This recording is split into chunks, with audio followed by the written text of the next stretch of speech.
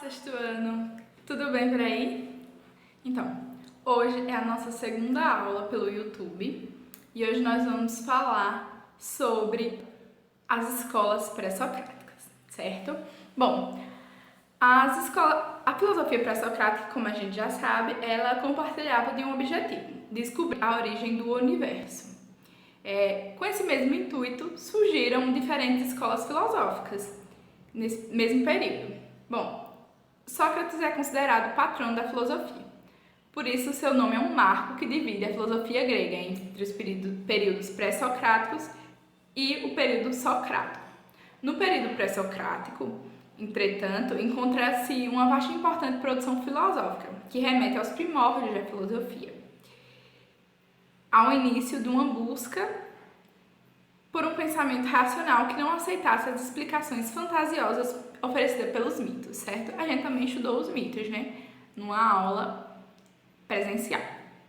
Vamos lá. Então, nesse período, os filósofos eles buscavam observar a natureza. Por isso que eles também ficaram conhecidos como os filósofos da natureza.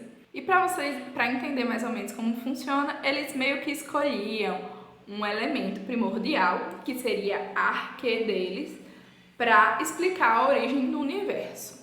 E aí esses pensamentos foram divididos em 4 escolas principais. A primeira escola que eu separei aqui foi a escola jônica. Essa escola eu separei 4 filósofos principais. Foram os filósofos Tales de Mileto, Anaximenes, Anaximandro e Heráclito. Alguns deles a gente já conhece, a gente conhece o Tales de Mileto, o Anaximenes e o Heráclito. O Anaximandro é o único que a gente ainda não estudou. Bom, essa escola ela surgiu na região da Jônia, por isso esse nome, Escola Jônica. Atualmente, essa cidade, essa região, ela fica na Turquia. E ela foi palco para o primeiro filósofo, que foi o Tales de Mileto. Todos os pensadores formularam hipóteses parecidas nessa escola, que tudo tinha surgido por um único elemento, certo? Para o Tales, a arque do Tales é a água. Para o Anaximenes era o ar. Para o Anaximandro era o apeiron. Eu vou falar um pouquinho sobre o apeiron porque a gente não estudou sobre isso. O apeiron ele seria um elemento infinito e indeterminado e que estaria presente em tudo, ok? O Heráclito acreditava no fogo e todos eles acreditavam que o universo surgiu a partir dessa arque, cada um explicando do seu modo porque que havia sido porque seria esse elemento. E esses filósofos também são chamados de monistas por acreditarem que tudo advém de um único elemento, né? Cada um com seu elemento separado, como eu já comentei. A escola pitagórica. Ela surgiu na região magna da Grécia, hoje é no sul da Itália, e foi fundada por Pitágoras de Samos. Essa escola ela foi muito importante para a matemática atual. Pitágoras ele foi um matemático muito importante na Grécia e ele atribui aos números, mais especificamente ao algarismo 1 e ao ponto na geometria, a origem de todo o universo. Ou seja, ele acredita que tudo surgiu a partir do número 1. Os pitagóricos fundaram uma espécie de mística universal que atribuía a origem, a ordenação da matemática e das almas e a organização universal à matemática. O Filólogo de Crotone, nenhum desses dois filósofos a gente estudou em sala de aula, certo? O Filólogo de Crotone, ele foi também um matemático muito importante naquela época.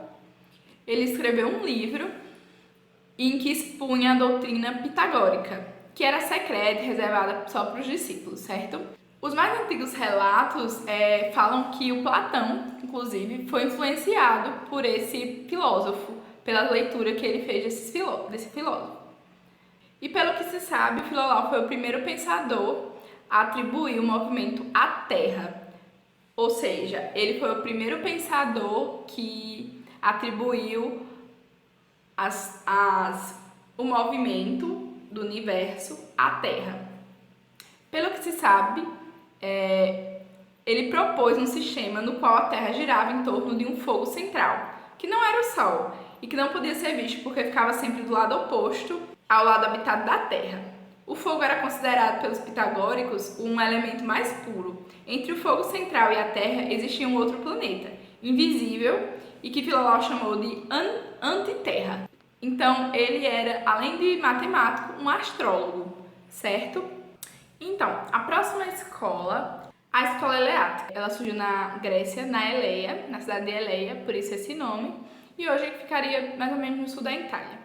Bom, essa escola, os filósofos principais que eu separei foi o Xenófanos e o Parmênides. Nessa escola, eles acreditavam muito na teoria do ser, e eles acreditavam que as coisas eram imutáveis, ao contrário do que o Heráclito acreditava. O Heráclito, a gente já estudou, ele acreditava que tudo fluía e que tudo estava em constante movimento. Para eles, da escola eleática, era totalmente diferente. Para eles, as coisas se mantinham sem movimento. Eles acreditavam que era imutável, porque para eles, se as coisas fossem sempre imutáveis, a gente nunca ia conhecer nada. A matéria, segundo Parmênides, enganava ao aparentar mudanças e as essências dos objetos materiais permaneceriam idênticas. Então, a ideia dele é que, como o Heráclito tem aquela famosa frase, né? Você não pode entrar no mesmo rio duas vezes, porque nem o rio será o mesmo e nem você será o mesmo. Com isso, ele quer dizer que as pessoas mudam o tempo todo e o rio muda o tempo todo. Só que para o Parmênides, isso não é real. Por quê?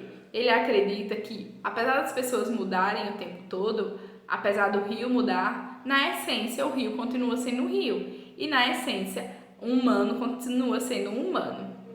Certo? A próxima escola é a escola da pluralidade.